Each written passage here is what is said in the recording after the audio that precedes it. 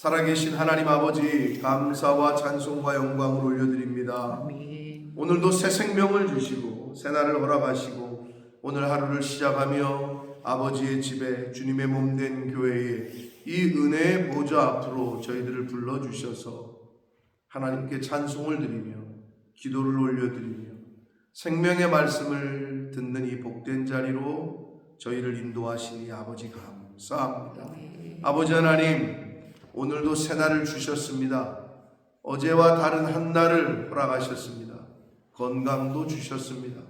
오늘 하루를 시작하며 주시는 말씀을 듣고 그 말씀을 마음에 새기고 오늘 한 날을 살아가되 하나님 아버지께서 기뻐하시는 오늘 한 날을 살아가도록 주님, 이 시간 이 말씀을 듣는 한 영혼 위에 임마누엘로 함께해 주옵소서. 예수 그리스도 이름으로 축복하며 기도 올리옵나이다. 아멘. 6월절은 이스라엘의 3대 절기 중에 하나다 라고 여러 번 말씀을 드렸고, 이스라엘의 3대 절기는 우리나라 설날, 추석, 대보름 이런 것처럼 오늘날에는 설날과 추석만 남았다고 보면 되죠. 우리나라 명절이라고 할 수 있는 민족의 대이동이 또 그날 말고 또 하는 날이 있나요? 설날 추석 말고 없죠. 거의 우리나라는 지금 2대 명절로 굳어지고 있는 게 아닙니다. 옛날에 대보름이라는 게 언제인지 모르지, 재영이? 대보름이 언제야? 용준이 알아? 대보름, 풀문이 뜨는 날 언제요? 모르지? 어른들도 모를 수 있어. 한종남 집사님 언제예요? 몰라요. 영국에 오래 살아가지고. 정주현 집사님 알아요? 예? 8월 15일? 대보름이? 8월 15일은 정월 대보름이라고 하셨어요 지금. 그러니까 근데 정월 대보름. 예. 근데 그게 이제 음력 1월 15일이에요. 음력 1월 15일이 대보름이다. 즉 풀문이 뜬다. 그래서 그 대보름 전날 이제 우리 아버지가 생신이시기도 한데 1월 14일이 무슨 날이게요? 지방마다 다를 수 있어. 박 장로님은 그런 날 기억이 나세요? 대보름 전날 한 거 없어요? 예? 그런 게 있었어요? 어디세요? 고향이? 어디서 사셨지? 어디서 사셨어? 그 어린 나이에? 서울인가? 광명인가?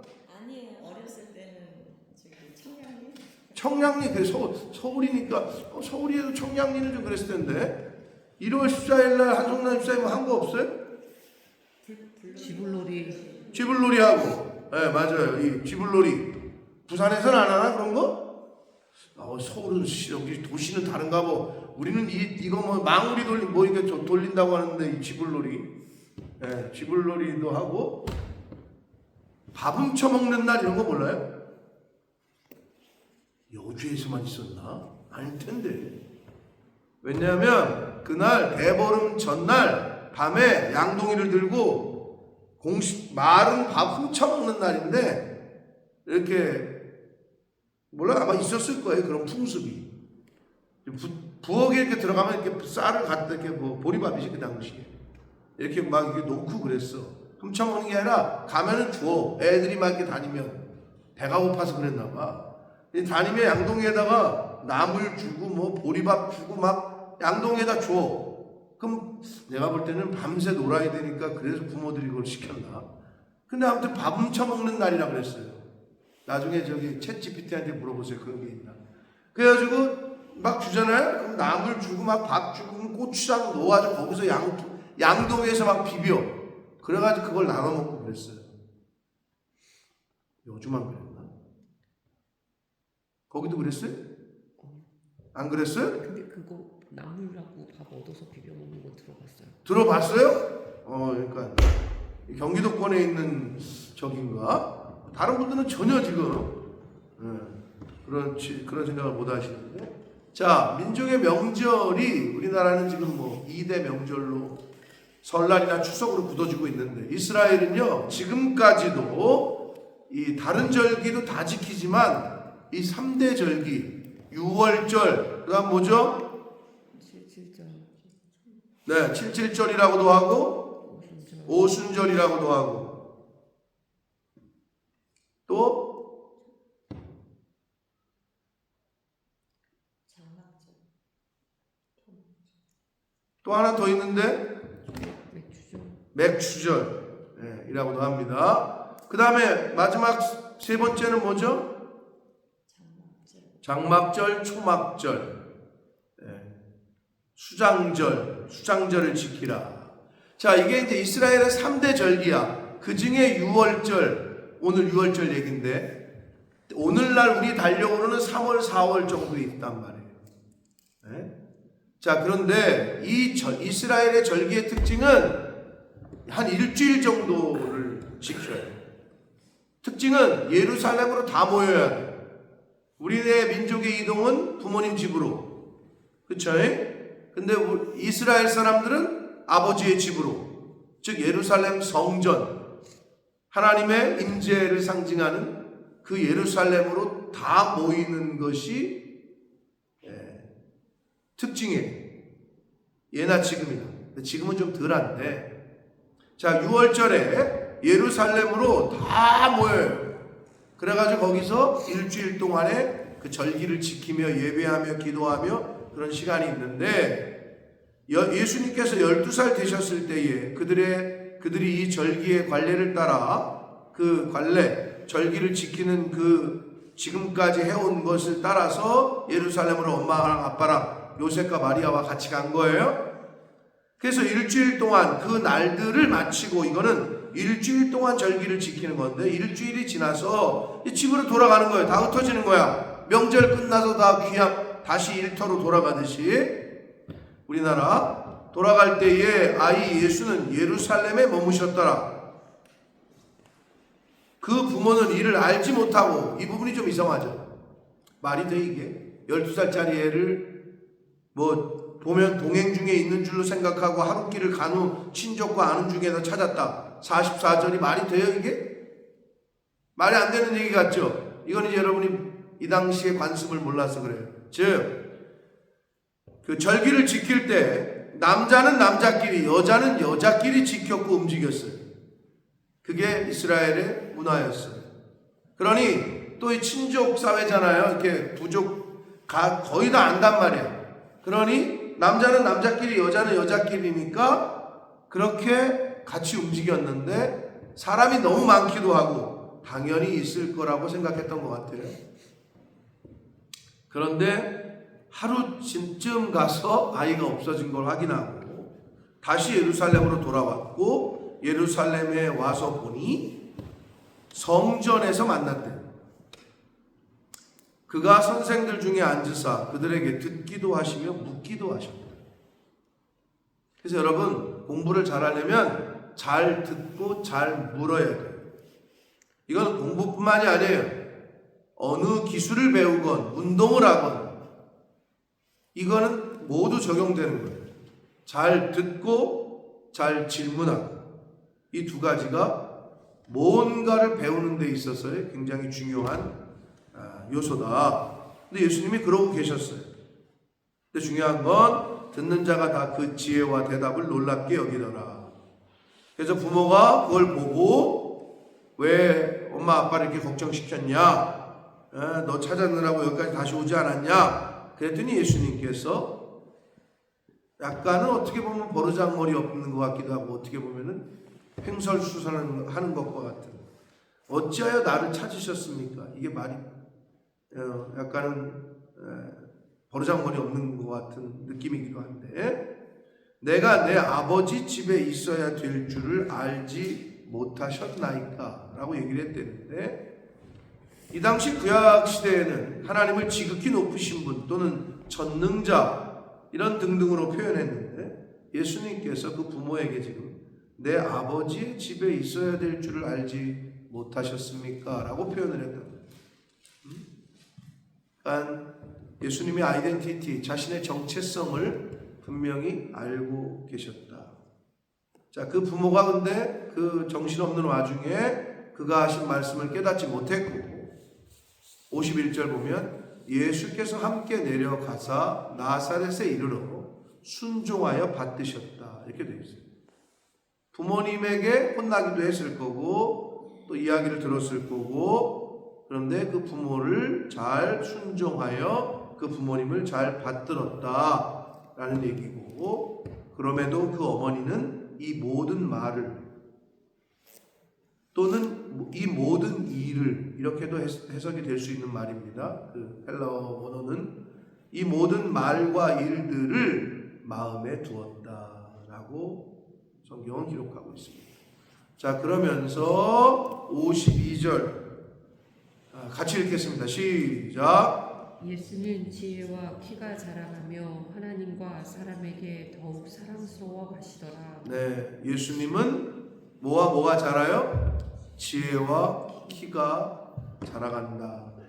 자, 앞에서 세례 요한 얘기하고 예수님 겹치는 게 있었죠. 아이가 자라며 강하여지고 아이가 자라며 심령이 강하여지고 같은 표현이 세례 요한과 예수님에게도 있었죠. 같은 의미예요. 여기서의 예수는 지혜와 키가 자라가며 자, 키는 육신적인 걸 말하는 거죠. 지혜는 심령이 강하여지고 영적인 부분, 눈에 보이지 않는 부분을 말하는 거예요. 마음을 얘기하고 영을 얘기하고 지혜. 자, 그래서 인간은 그 두 가지가 자라야 돼요. 몸은 컸는데 키가 180이 됐는데 애가 침 질질 흘리고 막 엄마 밥 줘 뭐 이러면은 어떻게 돼요? 그러면 걱정하죠. 아니 어떻게 그래?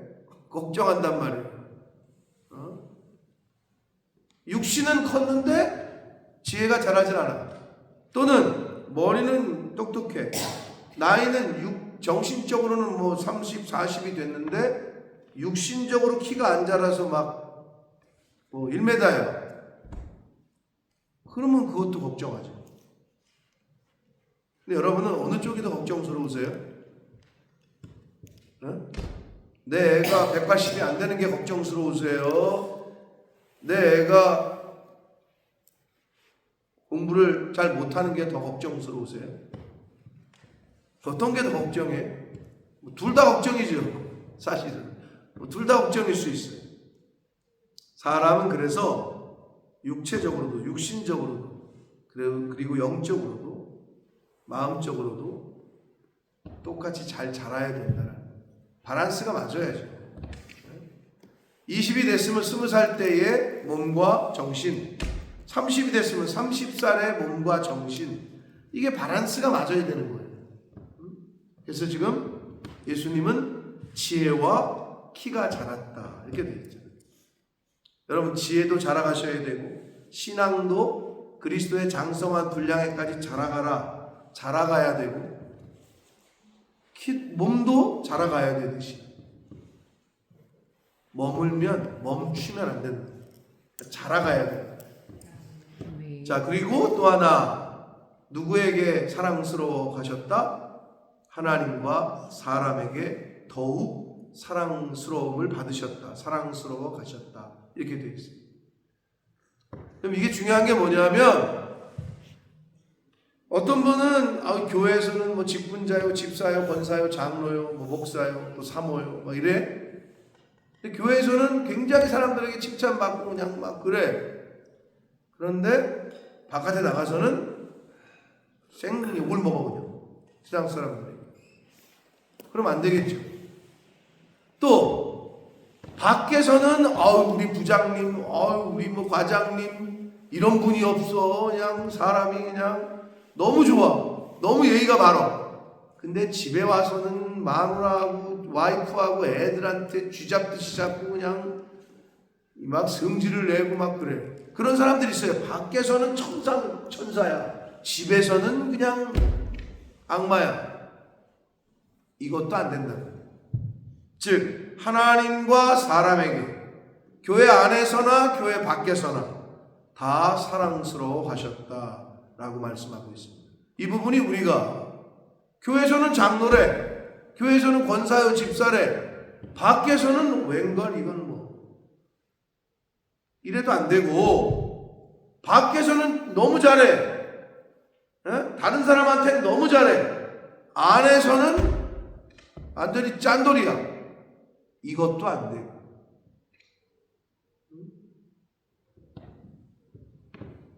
그 두 가지를 어디에서나 예수님이 그러셨던 것처럼 교회에서는 교회에서의 모습대로, 밖에서는 밖에서의 모습대로, 뭐 그러지 않은 분들이 대다수예요. 그러나 요즘 한국의 또 세상은 목회자들에 대한 어떤 그거를 이렇게 보고 있다가 잘하시는 분들은 광 신문에 안 나요. 근데 뭔가 일이 터지면 득달같이 달려든단 말이에요. 부산에 유명한 교회가 있어요. 아시는지 모르겠지만 수영로하고 그 호산남 다음으로 유명한 교회가 포도원 교회라고 있어요. 못 들어보셨죠? 유명한 교회예요. 꽤 크기도 하고 그 목사님이 유명하고. 근데 최근에 사임했다랬나? 네, 사임했죠. 네. 저도 좀 듣고 놀랐는데. 네. 그러니까 방송 나올 때는 너무 뭐 좋으시죠. 근데 실제로 부교육자들, 부목사, 전도사님들하고의 대화 가운데 쌍 욕을 하고. 그래서 내가 이분이 제정신인가? 어떻게 요즘 같은 세상에 아무리 자기 밑에 사람이라고 생각을 해요, 교육자들한테 그렇게 말하지 않을 것 같은데, 바보가 아닌 이상에 그게 안 터질 거라고 생각을 했나 모르겠어요. 부목사님, 전도사님들한테 아주 그 이제 녹음, 이제 요즘 다 녹음이 되니까 그게 이제 유출이 돼가지고 결국 사임을 했어요. 근데 뭐 저는 그렇게 생각해요. 모든 인간은 연약한 부분이 있고, 물론 정도의 차이가 있을 수 있겠습니다만, 근데 아무튼 너무 안타깝더라고요. 근데 또 세상은요, 좋은 건 얘기 안 해요. 빚도 없이 이름도 없이 묵묵히 자기 자리를 지키는 목회자들은 뉴스에 안 나와요.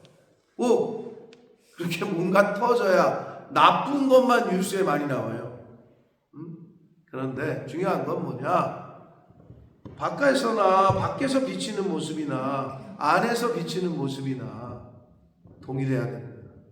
하나님과 하나님에게도 사랑스럽고 교회 안에서도 존중받고 사람에게도, 즉 교회 밖에서도 존중받는 우리 교회와 우리 교회에 속한 공동체들, 여러분 한 분 한 분이 되시길 축복합니다. 그게 예수님의 모습이셨다. 지혜와 키가 공이 같이 잘 자라가고 육체와 마음이 잘 자라고 강해지고 하나님과 사람에게 교회 안에서나 교회 밖에서나 쉽진 않지만 그러려고 노력하는 저와 여러분 되시길 축복합니다. 그렇잖아요. 사람이 원래 그게 인간의 연약함이에요. 집에서 자기 와이프한테는 막 하고 밖에 나 직장에서 미스김한테는 너무 나이스하게 대하고. 재영이 동생 있지? 지 동생은 쥐 잡듯이 잡고 이 교회 세상에서 만난 동생들한테는 아주 나이스하게 용돈까지 주고, 친구 동생한테. 요게 인간에 갖고 있는 아주 연약함이에요. 근데 이게 사실은 동일하게 하기가 쉽지 않은 건데 동일하게 해야 돼요. 그러려고 노력해야 됩니다. 그 부분이 하나님과 사람 모두에게 더욱 사랑스러워 가셨다. 예수님의 어린 시절을 성경은 이렇게 말씀하고 있습니다. 바라기는 저와 여러분이 신앙생활을 오래 하면 오래 할수록 신앙적인 측면에서도 잘 자라가고, 그러면 이게 자라면 어떻게? 이 신앙의 이 지혜가 자라는 만큼 실제 생활에서도 반영이 돼야 돼. 우리 엄마가 교회를 다니더니 좀 바뀌었네. 재영이 제가 뭐 새벽 예배를 나간다더니 애가 좀 바뀌었네. 욱하는 게 일상이었던 애가 왜 이렇게 카매졌지? 그리고 여러분, 얼굴이 달라진다니까요. 여러분이 마음에 뭘 품고 있느냐에 따라서 얼굴이 바뀌고요, 눈빛이 바뀌어요. 자기가 자기 거울을 보고 놀래야 돼요. 변한 나의 모습을. 그게 바뀌게 돼 있어요. 빛으로 계속 나가잖아요. 그래도 드러나고 어둠의 일과 어둠의 세계에 오랫동안 있잖아요. 그럼 얼굴이 시커매져요. 눈빛이 달라져요. 그리고 빛 가운데로 나오잖아요. 이쪽 세계로, 빛의 세계로 들어오잖아요. 그럼 눈빛과 낯빛과 얼굴이 바뀌어요. 그럴 수밖에 없어요. 그러니 공이 우리가 신앙생활을 하는 만큼, 신앙이 자라가는 만큼 이것이 실제 우리의 삶에서도 잘 적용될 수 있도록 그렇게 애쓰는 저와 여러분 되시길 축복합니다. 아멘. 그러잖아요. 나는 우리 엄마 주일날 교회에 있는 엄마랑 살고 싶어. 이러면 안 되는 거예요. 목사님, 사모님, 목사님 너무 좋으시죠. 주일날에만 살고 싶어. 주일날 강단에 있는 목사님하고만 살고 싶어요. 이러면 이제 이거는 그렇게 가끔 우리 승현이가 나한테 직격탄. 아니 아빠 설교 시간에 이렇게 얘기하지 않았어요. 이런 말을 해요. 그게 뭐냐? 강단에서 한 대로 아빠 말하고 살아야 되지 않느냐. 저한테 얘기하는 거예요. 그 말. 쉽진 않죠. 그게. 그것처럼 우리가 그리스도인으로 하나님 앞에서도 사랑스러운 자녀, 세상에서도 사람들에게 이런 분이 없다라고 말을 들을 수 있도록. 세상 사람들은 하나님을 몰라요. 하나님을 알고 있는, 믿고 있는 우리를 먼저 본다고. 그러니까 우리가 그 통로라고. 바울이 그걸 중매자라고 표현한 거고. 우리는 브릿지야, 통로야. 그러니까 잘해야 되는 거죠. 먼저 복음을 듣고 먼저 예수 그리스도를 영접한 사람으로서. 그래야 아직 혹시 가족들 중에 또는 이웃들 중에 친구들 중에 하나님을 모르고 예수 그리스도의 십자가의 은혜를 모르는 이들에게 우리가 복음을 잘 전해주는 통로가 될 수 있습니다. 바라기는 하나님과 사람에게 더욱 사랑스러워 가시는 남은 인생을 사시기를 예수 그리스도 이름으로 축복합니다. 아멘. 살아계신 하나님 아버지, 감사와 찬송과 영광을 올려드립니다. 아멘. 오늘도 생명 주시고 새날을 허락하시고 돈으로 살 수 없는 이 생명과 시간과 건강을 거저 선물로 받았습니다.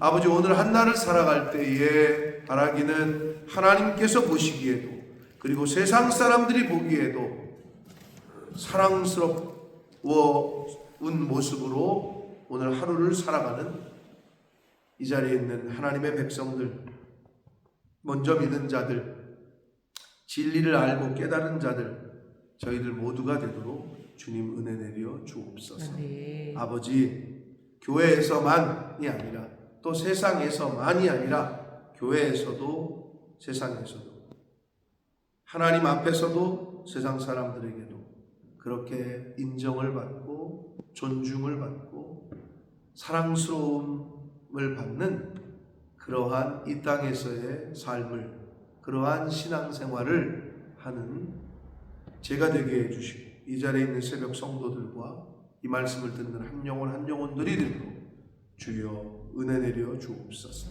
아멘. 예수 그리스도 이름으로 축복하는 기도